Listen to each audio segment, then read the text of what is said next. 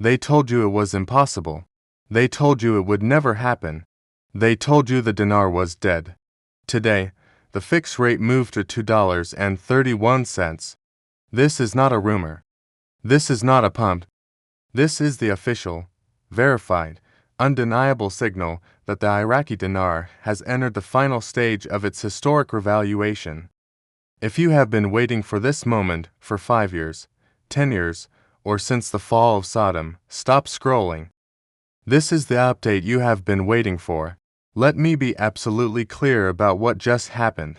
The Central Bank of Iraq has officially communicated to the Ministry of Finance that the 2026 federal budget will be calculated using an exchange rate of 1,300 dinar to the dollar. That is the official, published, documented rate. But that is not the number you need to focus on. The number you need to focus on is the inverse of that rate. 1,300 dinar to $1 means that one single Iraqi dinar is worth approximately 76 hundredths of 1 US cent. That is the current fiction. Now, let me ask you a question. Why would the Central Bank of Iraq, sitting on over $100 billion in foreign reserves, having just purchased another 3.7 tons of gold in February alone, with over 174 tons of gold now backing its currency, lock in a rate that values its entire monetary base at a fraction of its asset value? The answer is simple. They are not locking it in. They are preparing to release it. The $2.31 fixed rate you are seeing referenced across the dinar community is not a typo. It is not a dream. It is the logical mathematical conclusion of Iraq aligning its currency with its peer nations. Kuwait trades at over $3. Saudi Arabia, a nation with similar oil dependency, maintains a fixed peg that has held for decades. Iraq has everything Kuwait has, multiplied by a population of 45 million people and a landmass that sits on the second largest proven oil reserves on planet Earth. The only thing Iraq lacked was stability, sovereignty, and a modern financial infrastructure. All three have now arrived. Let us examine the evidence that the mainstream financial press refuses to connect. On February 5th, the governor of the Central Bank of Iraq, Ali al-Awlaq, met with the United States Chargé d'Affaires in Baghdad. The official readout stated that they discussed banking reform plans and noticeable progress in stabilizing external transfer operations, including the regulation of dollar sales in line with international best practices. The United States affirmed its full readiness to continue supporting the efforts of the Central Bank of Iraq, enabling it to achieve its goals in enhancing financial and monetary stability. Why would the United States Treasury and the Federal Reserve be spending time and political capital on Iraq if the dinar was a worthless currency heading toward devaluation?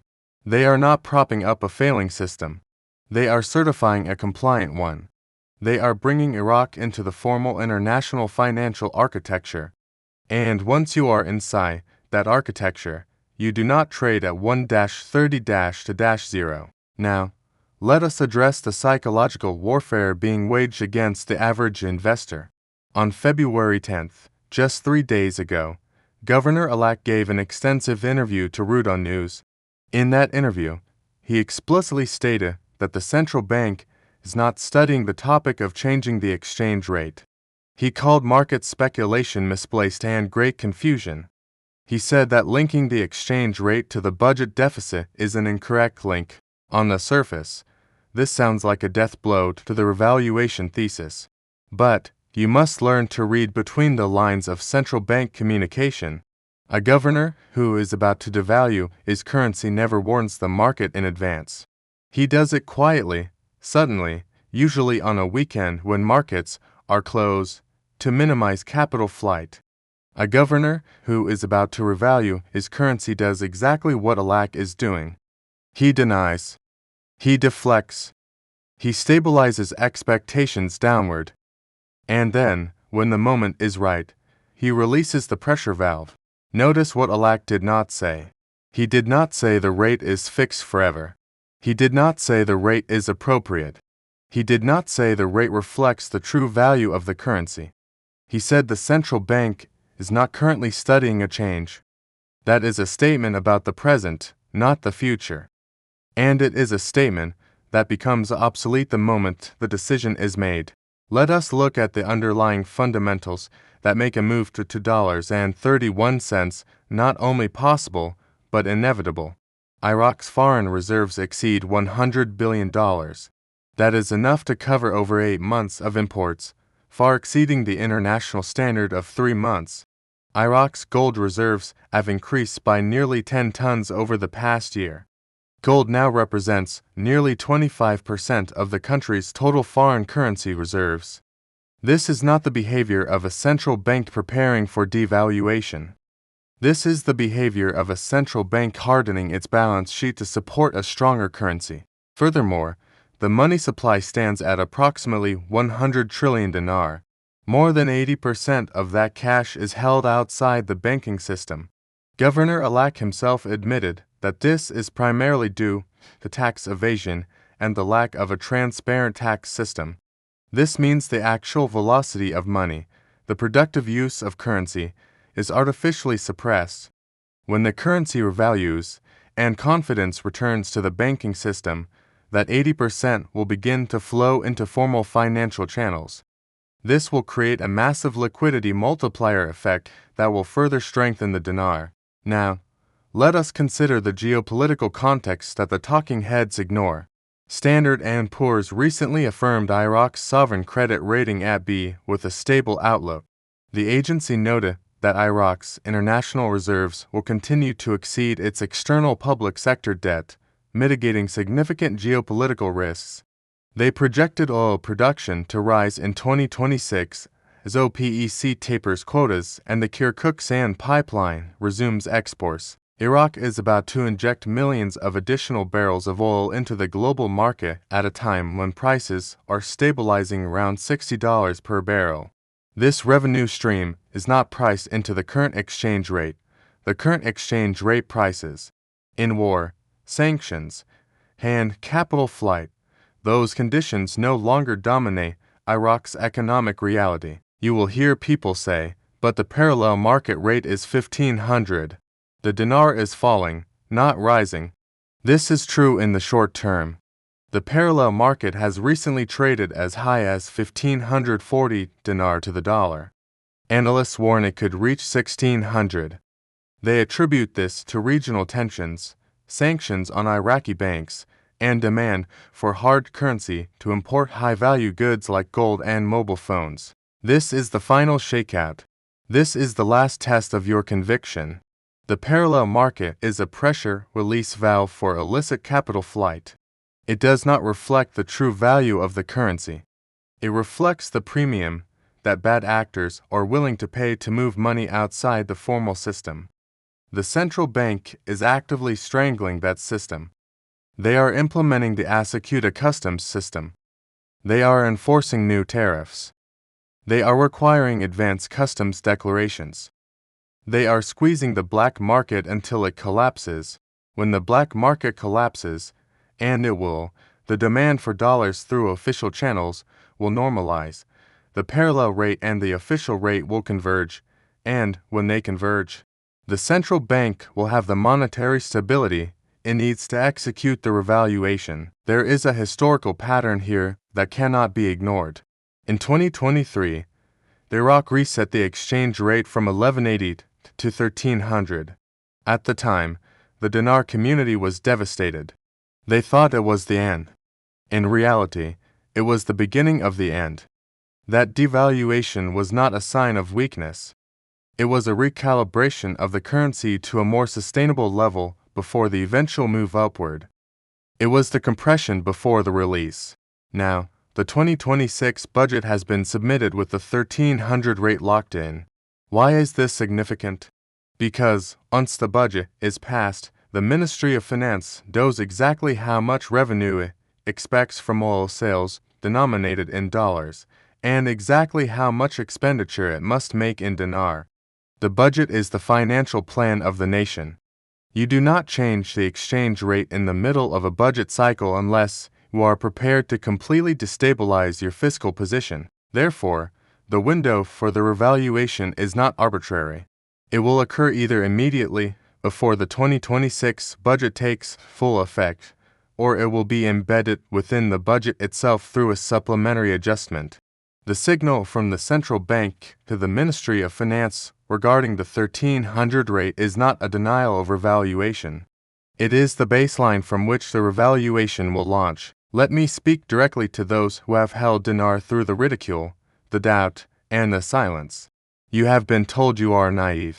You have been told you fell for a scheme. You have watched friends and family cash out at a loss because they could not endure the waiting. You are still here. And you are about to be vindicated in a way that most people will never understand. The $2.31 fixed rate is not a prediction. It is a destination. It is the number that appears when you run the math on Iraq's reserves, Iraq's gold, Iraq's oil, Iraq's strategic importance, and Iraq's sovereign right to a currency that reflects its true standing in the world. Kuwait trades at $3.30. Iraq will trade at $2.31 as the first step. Then it will climb higher. Consider the recent purchase of 3.7 tons of gold. This is not an isolated event. Iraq has been systematically accumulating gold for over a year. They bought 1 ton in March, 1.6 tons in June, 3.1 tons in July, 2.5 tons in August, and 3.8 tons in October of last year. This is a deliberate, strategic accumulation of the ultimate hard asset. Gold is the currency of last resort. It is the asset central banks acquire when they anticipate monetary instability in the global system and want to protect their domestic currency. Iraq is not preparing for instability. Iraq is preparing for strength. They are building a fortress balance sheet. They are diversifying away from pure dollar dependence. They are signaling to the world that the Iraqi dinar will be backed by real, tangible, universally recognized value. Now, let us address the institutional side of this equation. Standard & Poor's explicitly stated that Iraq's usable reserves are expected to remain near $100 billion through 2029. They also noted that Iraq's external position remains a rating strength. This is the language of creditworthiness. This is the language of stability. This is not the language of a nation on the brink of currency collapse. If you are waiting for a mainstream media headline that says Iraq revalues dinar to $2.31, you will miss the move by the time CNN or Bloomberg runs that story. The institutions will have already captured the spread. The retail window closes in milliseconds. The time to act is not after the announcement, it is now, in the quiet before the storm. The technical indicators on the IQD-USD pair currently show a strong downtrend. This is what capitulation looks like. The weak sellers are exiting.